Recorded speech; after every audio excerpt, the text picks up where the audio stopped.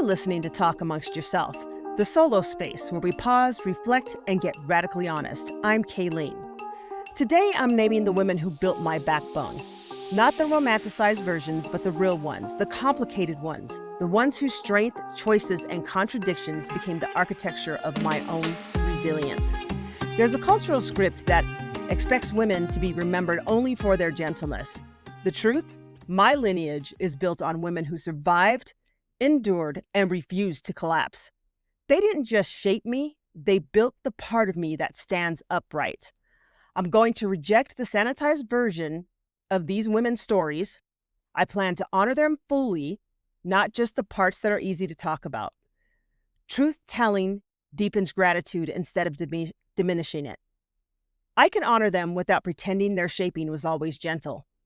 As I talk about these women, you'll find that shaping me was complicated. The duality of their influence came with strength and ache, lessons and wounds.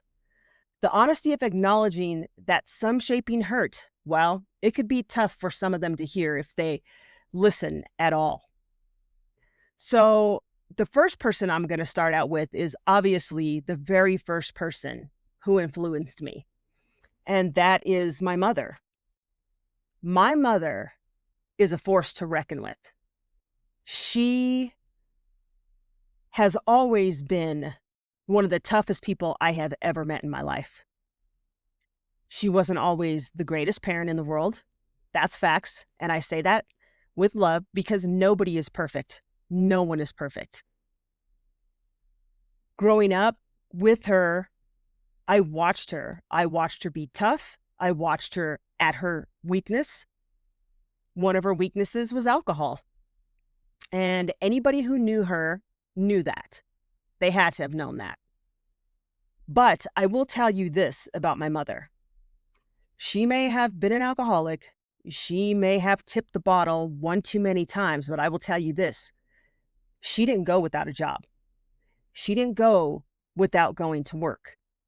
And honestly, she is the person who influenced my work ethic, which I think is one of my greatest strengths today.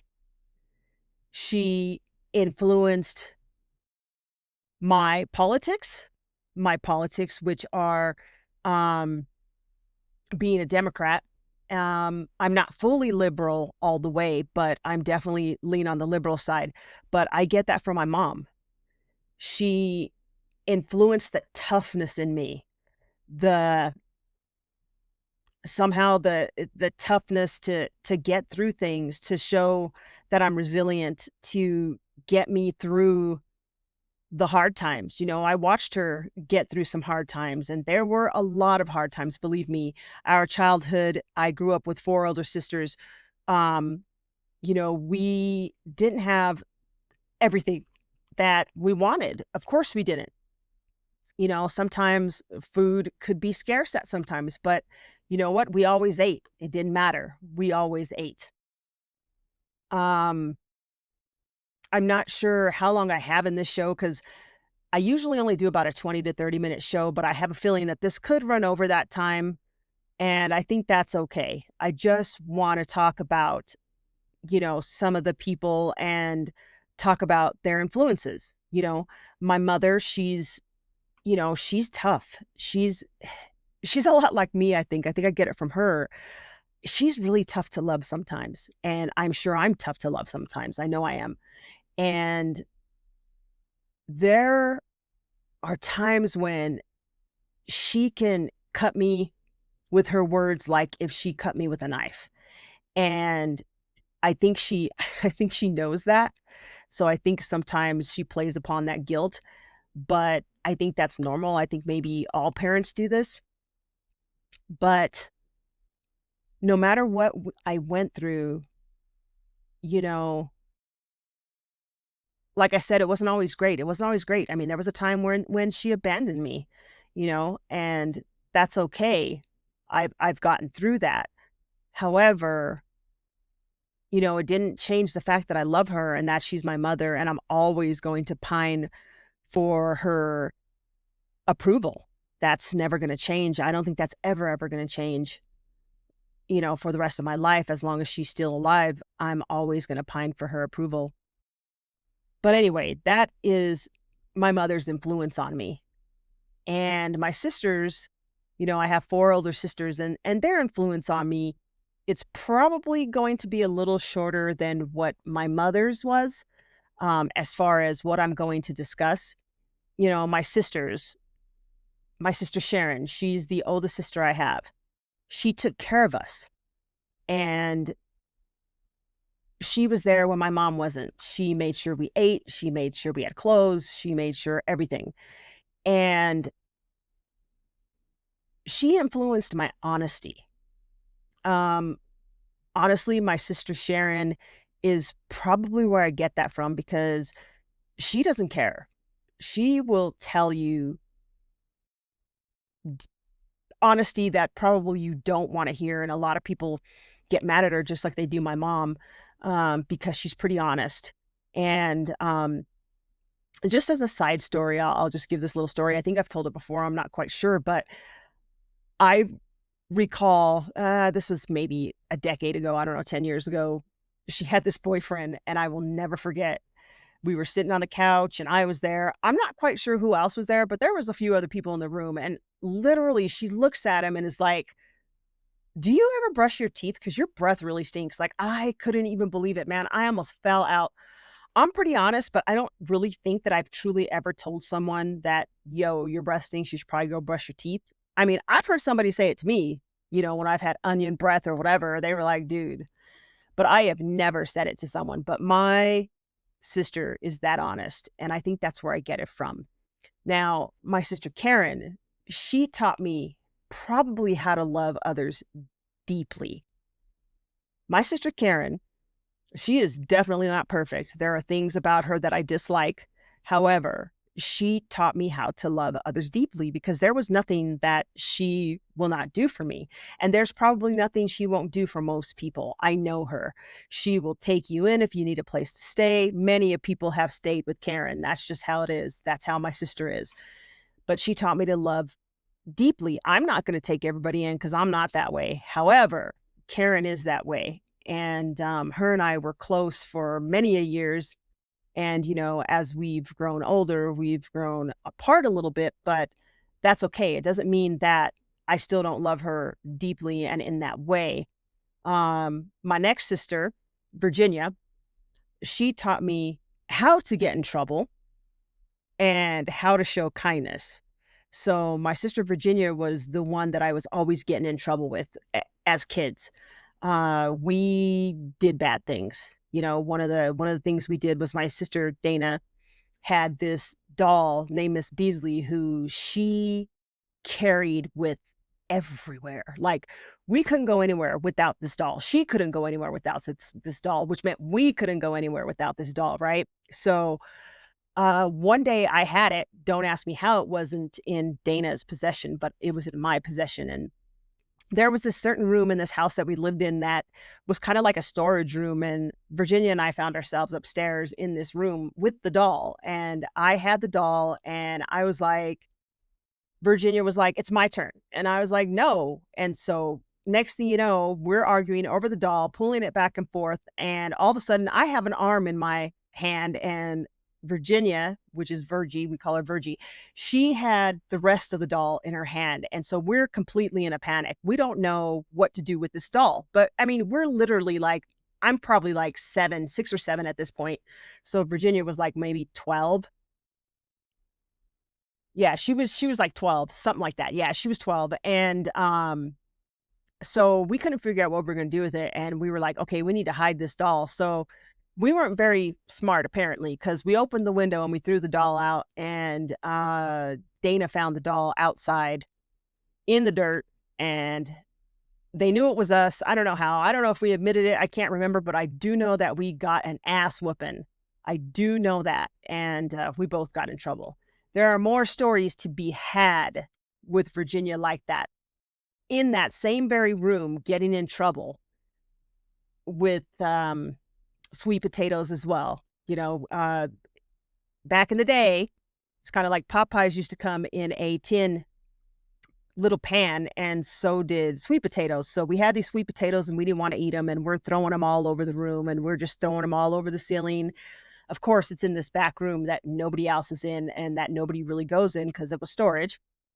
And next thing you know, we hear, "Oh, I'm going to tell your mom." We look over at the door and it's my auntie Flora. And my sister just looks at me, looks at her, puts her hand in the tin pan, grabs a chunk of sweet potatoes and throws it at her.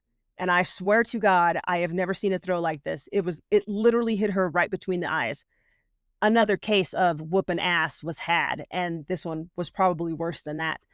Um, from her, I learned kindness, you know, kindness, being nice to people, trying to put it out there. Now, my sister Dana and I, we're not very close at all. We aren't close at all. And the bad is Dana's a lot like my mother. You know, she's an alcoholic. Not sure if she still is or not. I haven't talked to her in a long time, maybe a couple years. We just haven't been close. And I don't know, since we were kids, but Dana is in a world of her own. She's pretty tough, pretty mean at times. But she taught me how to fight. And I'm going to say she taught me how to fight physically, of course, because we were in many a fights with each other, bloody noses and all. Me, probably more bloody noses than her. However, I think that also taught me how to emotionally fight. I've been fighting since I was a kid, and I think my sister influenced that. She influenced me to continue to fight, whether, you know, it wasn't always physical. After the physical came the mental, and I fight mentally harder than most people. And I've fought a long time, and I still fight to this day. So I think she gave me both physical and, I think, mentality, pushing on, fighting for what I want and what I need. So now I'm going to move on to some women that aren't a part of my family. Barbara A was from Kaiser. She was my 6th grade teacher, and she was very influential on me. She taught me that it was okay also to be a fighter, to also push that I was going to be okay as things went further. I was always this tough kid who had this tough exterior because that's how I had to be. I didn't fit anywhere. I was half black, half Mexican. I was brought up in a Mexican home, which means I was brought up Mexican. That's how it is, period. I'm not half black. I'm Mexican. So that's how I was brought up. And I think maybe it would have been different if I was brought up in a home with, both, a Mexican side and a black side. But nope, it was a Mexican side. So black was not an option. And I know that sounds kind of messed up, but that's how it was back then. That's how it was back then. And it was not okay to be black. So you kind of had to choose, and I really didn't have a choice in the matter because I was brought up Hispanic in a Hispanic home. So hell yeah, I was Hispanic. That's how it is. That's how it was. And Barbara taught me that it was all going to be okay. I think that's what her biggest influence was on me. I looked up to her. I paid attention in her class. She paid attention to me. And I think maybe she was one of the first adults who showed me attention, who showed me that it was going to be okay. And her name is actually Barbara Allen. I can't say it. Miss Allen was her name, and is her name because she's still very much around. I haven't talked to her in years. We're on each other's Facebook, but she definitely was a huge influence on me. My next influencer that I'm going to name is Barbara Gabriel. Barbara Gabriel, when I met her, she was my middle school teacher. And I will never, ever forget walking into her classroom. the very first day. And I walked in and she was just going off on this kid. Basically sit down and shut up and, you're in class and blah, blah, blah, blah. And when she seen me and somebody was introducing me, she turns to her left, which I'm standing, sideways, I'm just standing to her side looking at her thinking, oh, Jesus Christ, what the hell? And she smiles and goes, hi, nice to meet you. And I was just like, oh my God. The first thing I thought was, God damn, this lady is going to be a bitch. That was the first thing I thought. That was my first impression of her. And it turns out that her class was actually my favorite class.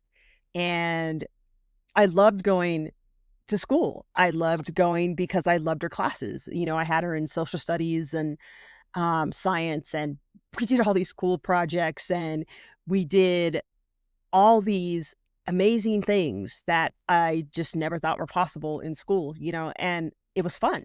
And it was fun. She was fun. Like, not everybody liked her because she was hardcore, when she was teaching middle school. She would tell you like it was. And if your ass was doing something bad, yeah, your ass might spend a little time in the storage room by yourself.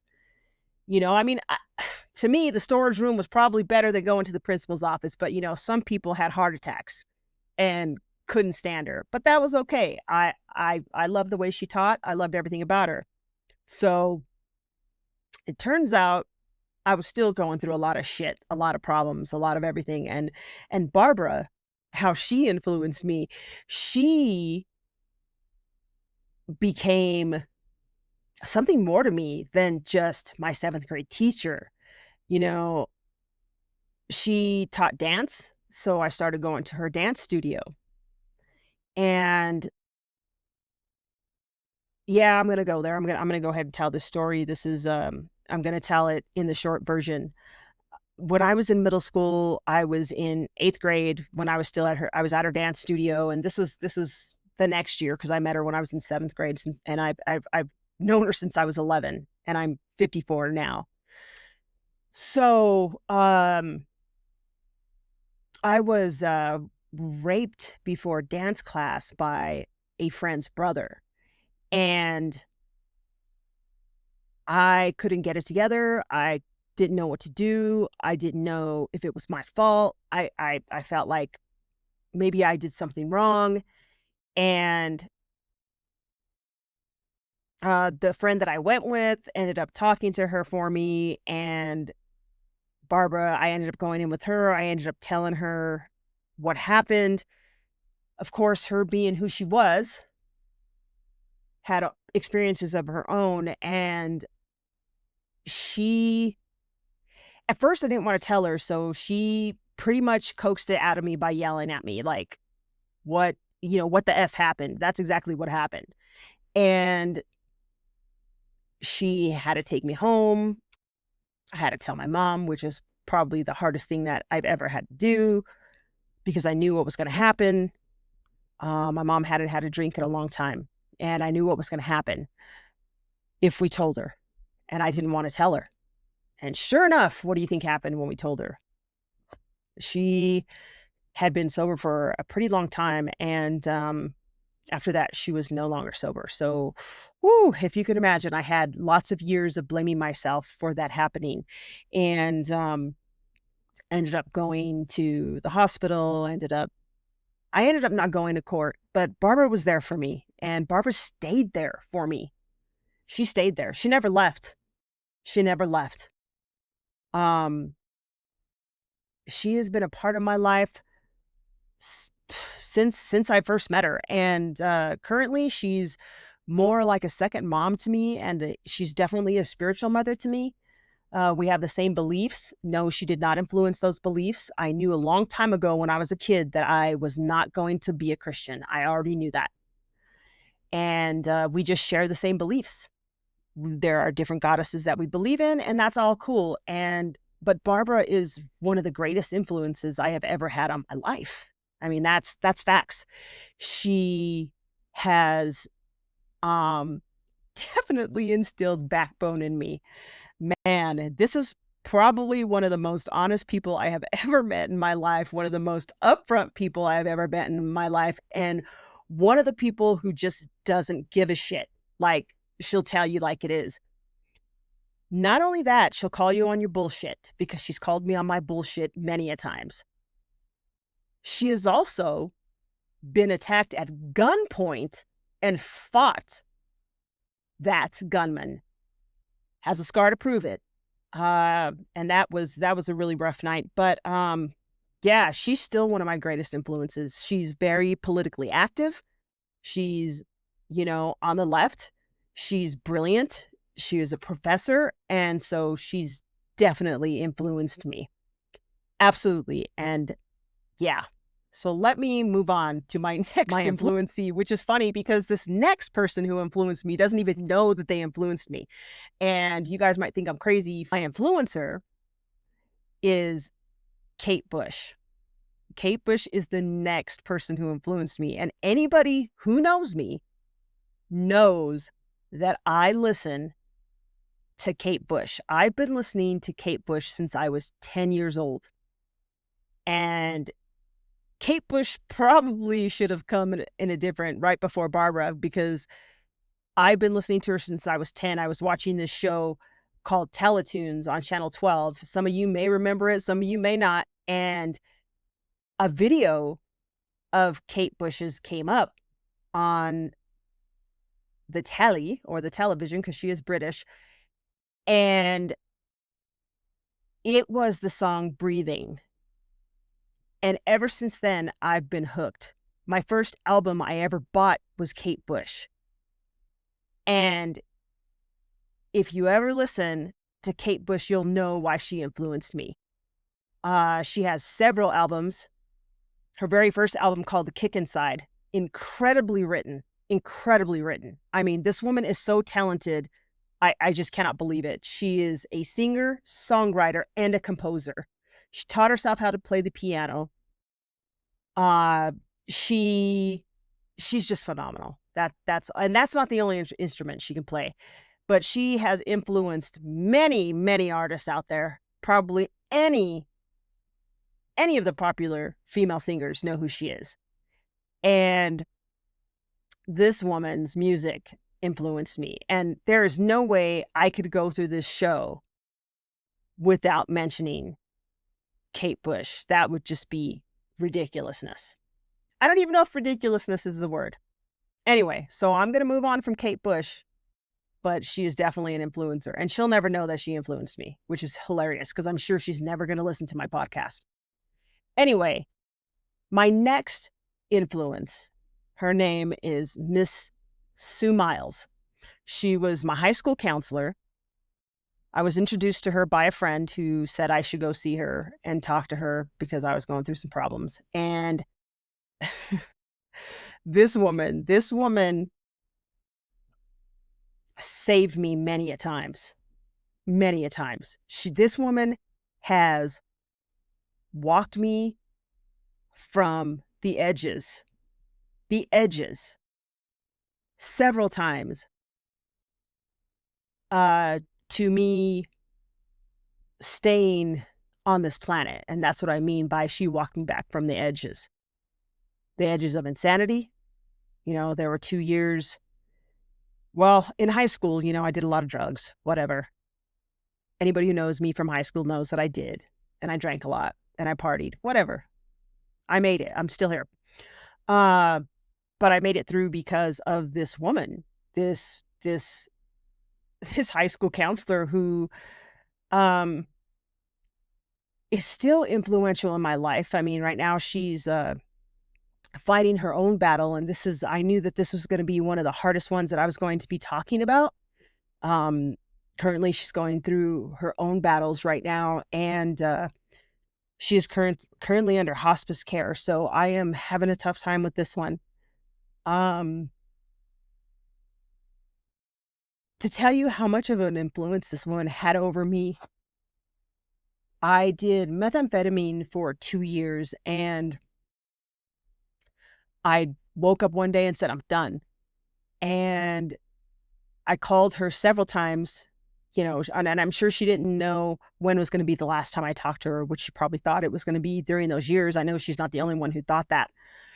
And I ended up deciding one day I'm done. And I ended up going to treatment, and I moved from California back home. And a year later, I relapsed. And it only lasted a day because I was like, holy smokes, they're not lying when they tell you that you're right back where you left off at. You are. You are indeed. And I was. And so I quit. However, I still had a partner at the time who didn't quit and who was living with me.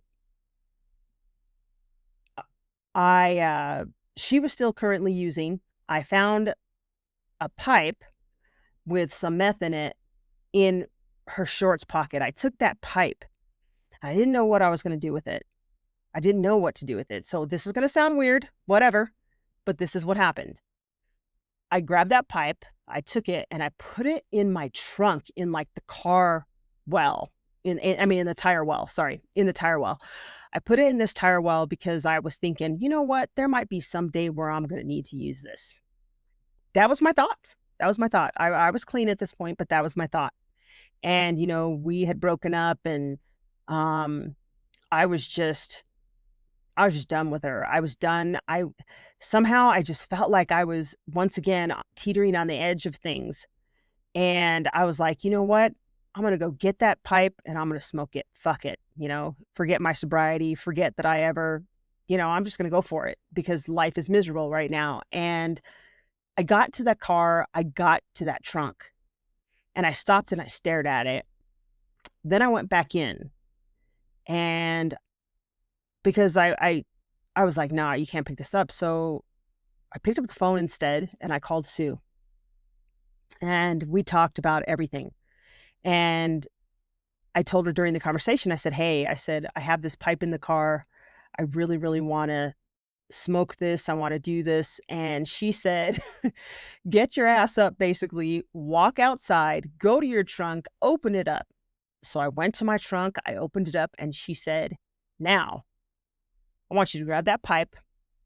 You're going to put it on the ground and you're going to step on it.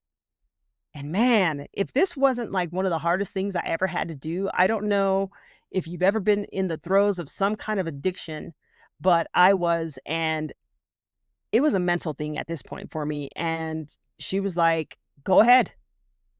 And I did it. I stepped on it. And you know what? I haven't looked back from that moment.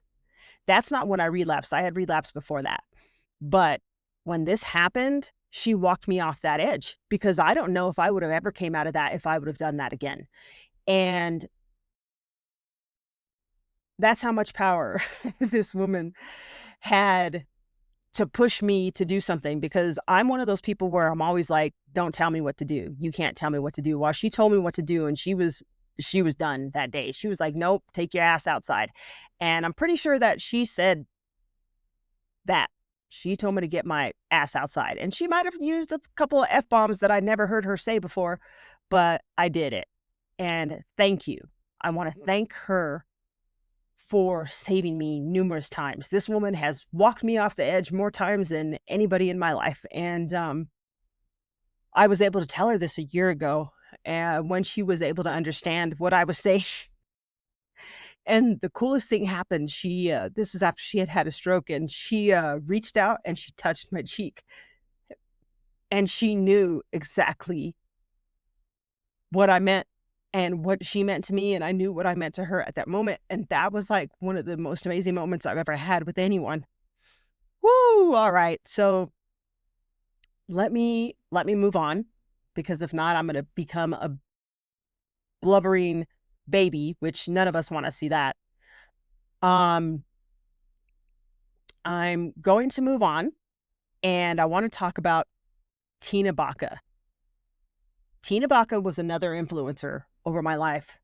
This woman came in to Hinckley High School as our volleyball coach.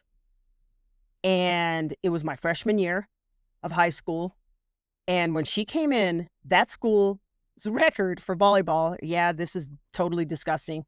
It was 10 wins to 110 losses. That was the record when she came in. I have no idea what her thinking was, but I can only think that it was maybe what I did later on in my volleyball coaching career. But she came in, she was like, pulled us all in and, introduced herself and blah, blah, blah. And to our surprise, she was like, within 2 years, you're going to be at state. That was like the funniest shit I had ever heard in my life. Like, I was like, this woman is crazy. I don't think she has a clue what she's talking about. However, she obviously knew something I didn't know. She knew that we were athletes. She knew that we had the potential to be good, to be volleyball players, to be damn good volleyball players at that. And that was pretty funny. Like, we all kind of, I thought it was a joke. I really did. But she came in and she practiced us to death. Okay. Like, our first year, I don't even know what our record was. I didn't play varsity my first year. I don't even know what team I was on. I was either on sophomore or JV. I can't remember. Probably JV, somewhere around there. And I think it was JV. And I remember she worked with us over the summer, and man, did she work us. She worked me to death on my hitting. And I will never, ever forget her yelling at me. And this is when coaches could say shit like this, because you can't do this shit today. But then you could. She was like, damn it, Kaylene, get your arm up. Get your arm up. I will never forget that. I will never forget how she told me this. And I had to. I did. And lo and behold, by my junior year, we were at state. The first 2 years, she took us to state to watch. My junior year, we were playing at state. We were playing. Were we knocked out? Yeah, yeah, we were. But I tell you what, we did the unthinkable. We were never supposed to be there for Hinckley High School with 110, 10 and 110 record, which I don't even know what it became. I'm sure they're not even caught up to that record yet. There's no way. Anyway,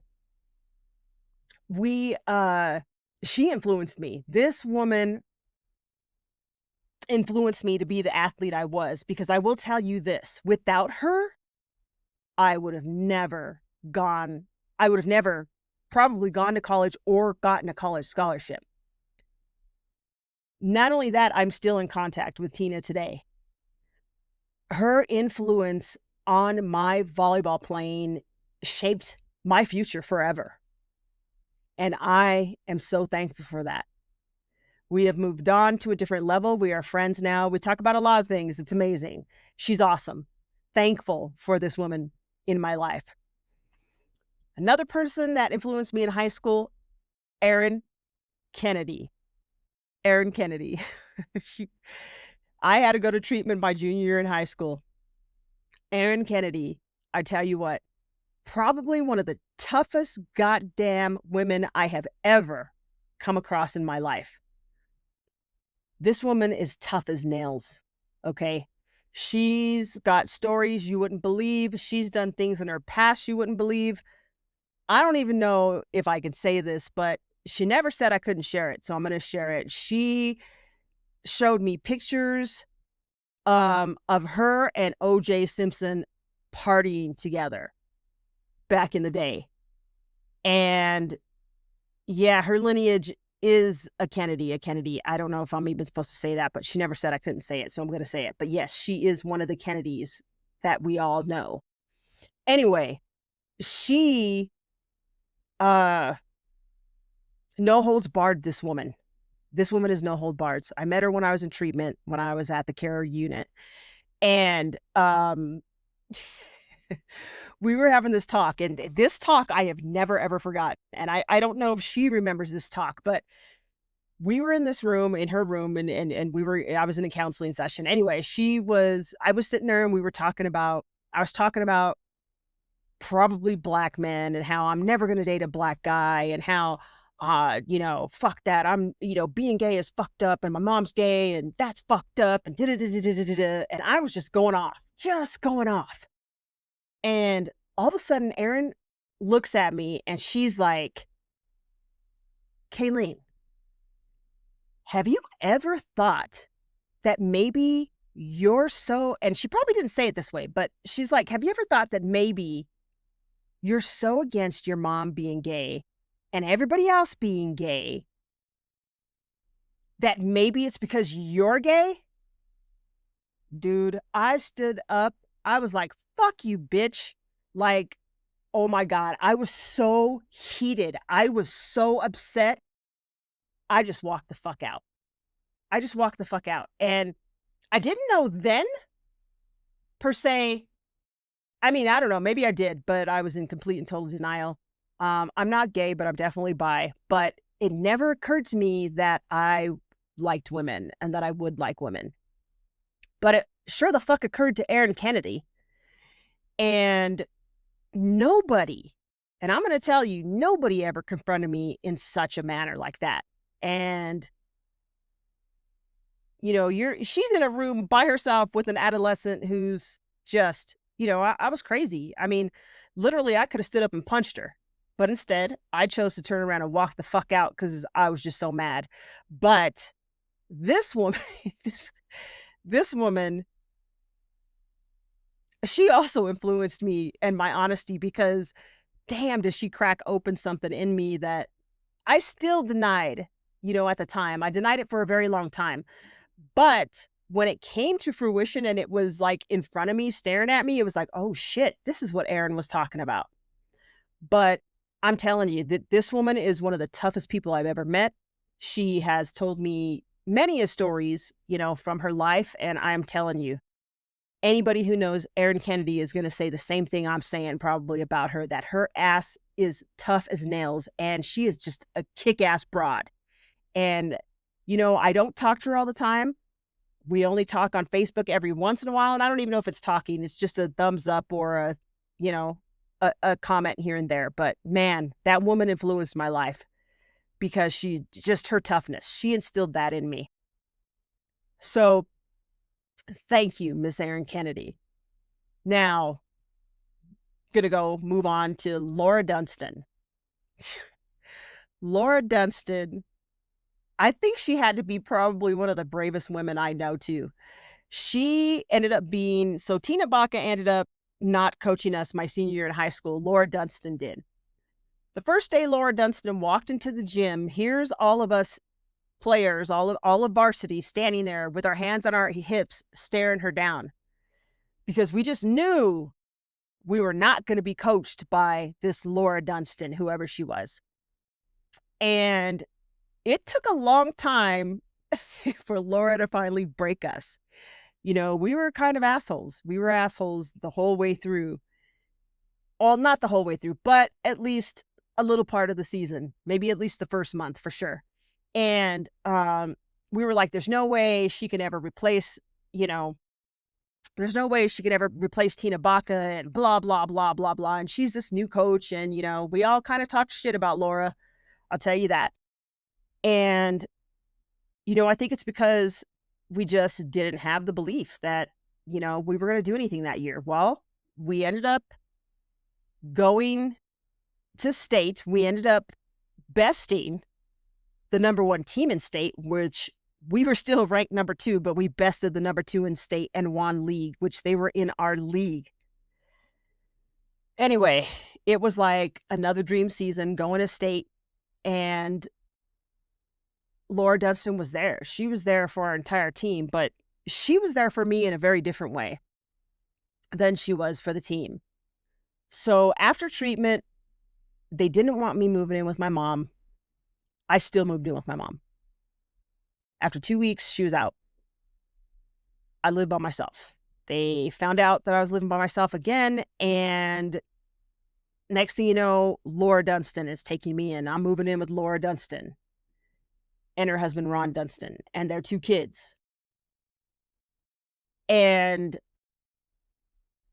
I kind of freaked out about that because my entire life changed when I moved with Laura Dunstan.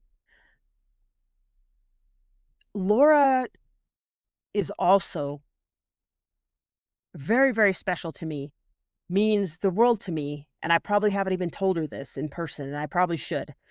But she influenced my life. She built my backbone in ways that softened me.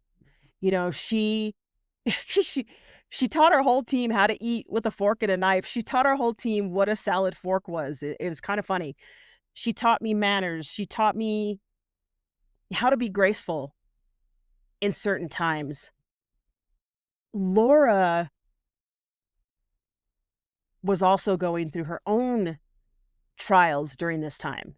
And I think a lot of the times we don't realize, as kids and as women, when we influence other people, the people that we're influencing kind of don't realize what we're going through, kind of don't realize that we have our own things that we're dealing with. And Laura was dealing with a shit ton. And I don't think I knew how to process that. And I think there was a part of me that saw the strength in that, but I also saw the weakness in that. You know, Laura was going through a lot of things that I wasn't privy to, but I kind of was privy to because I kind of knew because I'm not dumb. But you know, she influenced us. She influenced us in ways that I never imagined. She she put a curfew on me for the first time ever in my life. She put rules on me ever for the first time in my life. I had a curfew that was at midnight, and I'm going to tell you a story because this was a pretty influential story. And you know, I was never late. I was never ever late for curfew, not one time. And there was this night that my friend Bobby was spending the night, and we weren't late. We got home on time. However, Laura was still up. So usually Laura wasn't up when I got home, and I never had problems getting through the house. No problems. Well, this night we just happened to be high and drunk coming through the house. And guess who flicks on the light? Laura, the kitchen light. So we were like, "Hi, hey, we're home," and try to go straight downstairs. Yeah, we got to the top of the stairs and we were told to turn around and sit our asses right back down at the table. So we sat our asses at that table. We got lectured, and I shit you not, about drugs and alcohol and driving for 3.5 freaking hours. Okay, mind you, this started at midnight. It didn't stop because her husband Ron came home and he lectured us. So it turned into a 3.5 hour lecture. We promptly went to bed after we were lectured, after, you know, being drunk and high. We were woken up at 7 a.m. in the morning for breakfast, and this has definitely influenced my entire life. Laura cooked breakfast, called us up. We came up, we sat down at the table. She's going around the table. She's serving everybody. She serves her children the fluffiest scrambled eggs you have ever seen in your life. She comes to our plates after going back. She takes the eggs. Okay. She walks off. She goes in the kitchen. She comes back with another bowl of eggs. Okay. And they were the chunkiest, runniest, disgusting scrambled eggs I've ever seen in my life. She throws them on our plates. Honestly, we were hungover. I honestly don't even eat scrambled eggs till this day. We had to do the dishes and we were literally gagging as we were dumping these nasty eggs down the drain. And yeah, that is a lesson I've never forgotten. And I'll tell you what, I don't think I ever walked into that house drunk or high again. So I learned my lesson from that. I mean, if I was drunk or high, I was staying where I was. I was not going to be driving home and getting busted again and having to hear a 3.5 hour lecture. It was just not worth it. But I mean, there was a lot of stuff in there that I learned from it. So I guess maybe it was worth it in a sense because it basically quelled the behavior. But, you know, so I kept in touch with Laura. I coached with Laura for like 13 seasons. 13 seasons we coached at at a high school that was one of the best high school teams in the state. And I learned a lot from doing that. And I stayed there for 13 seasons because my JV team was just as good as any varsity team out there, or better. And I finally, when she decided she was actually, I decided I was going to retire. I was like, man, I don't want to do this anymore. And then I took a year off, and oh my God, it was like I got the bug and I had to go back. So I ended up going back solo. And I ended up using a lot of things that I learned from her, while coaching. And I actually had a very successful coaching um, career. I didn't win a state championship. That sucked. And that's okay. I don't know that she ever won a state championship either, but we've both been to state, as coaches, as a coach and a player. And thank you, Laura. Thank you for influencing me. Thank you for everything. Everything. I want to thank you for everything. I don't know that I ever thanked you for everything. There was, I think the only thing that I can say that really hurt me was after my first year of college, I had nowhere to go. I had nowhere to stay. I thought I was going to be able to stay with Laura, but I wasn't. I was told no. So I ended up staying with my friend Gloria, which I was very, very grateful for. It was awesome. It was a great summer, but I never knew why. I never even asked Laura why. I just knew that I don't know that it was her influence. I don't think it was. I know it wasn't because she told me, but that's okay. I guess I do know. But I don't think I ever told her how much it hurt and how upset I was. And anyway, I still see her as a very big influence, a great friend. I love her dearly, and there's not anything I wouldn't do for this woman. And I think if I called on her, she would be there for me too. Another influence of mine, I know you guys probably don't even want to hear all this, but I don't care. You're going to hear it or you're not going to hear it. Vivian Frosto, who is no longer with us, was my college volleyball coach. This woman gave me a scholarship. I came into college on what was called a Prof 48. I didn't make the grades. I didn't have good grades my senior year. It was hard to recover from my junior year, and I just didn't have the grades. And she still took me, knowing damn well if I didn't have the grades, I'd have to sit out a year, and that scholarship would sit there not being used. That money was frozen. And she still took me. And my first semester there, I was not playing volleyball that first year. I had a 3.0. That was the highest grade point average I ever had in my life.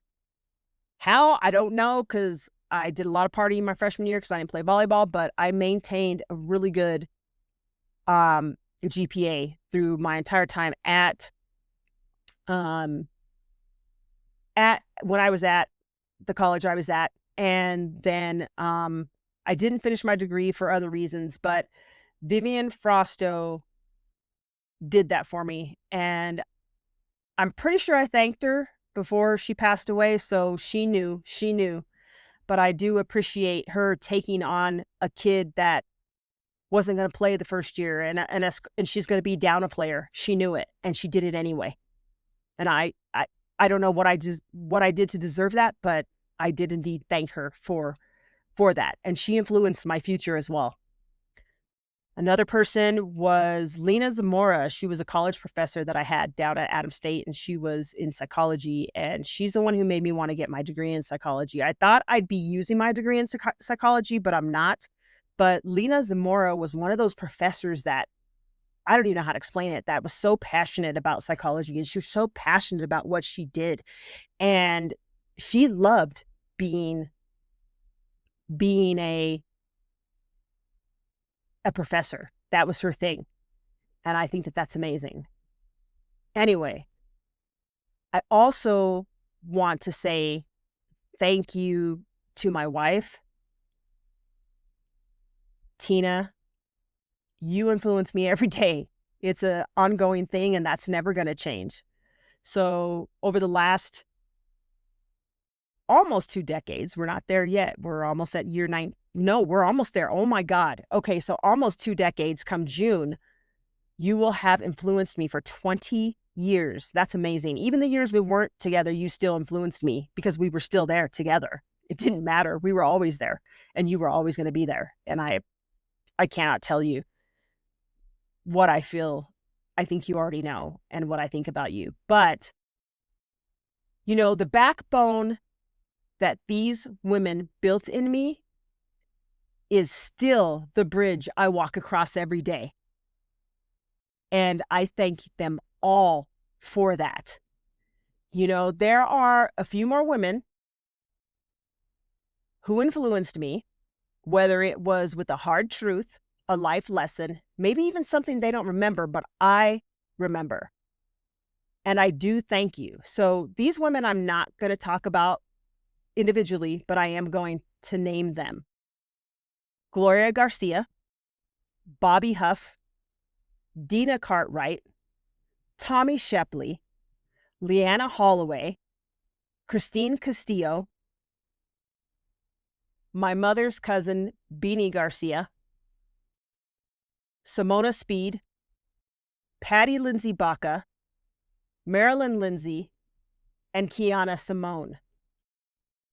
And I know this is a woman's show, but there were two influential males in my life that really counted. One of them, who's not with us anymore, was Bus Meadows. This was the first guy in my life that ever I could say treated me like I was his kid. He was like my first dad. And I miss him dearly. He was amazing. This guy definitely showed me kindness. He showed me what it was to have a male influence. He took me fishing all the time. I loved it. It was amazing. And the second one that I'm going to name is Ronnie D. Ronnie Dunstan. Ronnie D. I hated Ronnie D for a long time. And that was because he was a no taking people's shit, talking shit asshole at times. And I really didn't understand how he was going to influence me, but he did. He did influence me. He was tough. He's still tough. And, he is actually Laura's husband. And, they went through their own trials, their own tribulations, and they worked him out. And they came out on top. And I just wanted to thank him. Anyway, so I want to say, however complicated this has been, my backbone was built from both their tenderness and their sharp edges, these women and the two men. The truth is, these women and the two men who built my backbone did so through their full humanity, not perfection, not softness, but presence, resilience, and complexity. And the backbone they built in me, like I said, is indeed the bridge that I walk across every single freaking day. And I think that I am so lucky to have all these women who influenced me, including the two men. And if your lineage is complicated, if your gratitude and grief coexist, if your strength was built through contradiction, you're not alone. You're not broken, you're awake.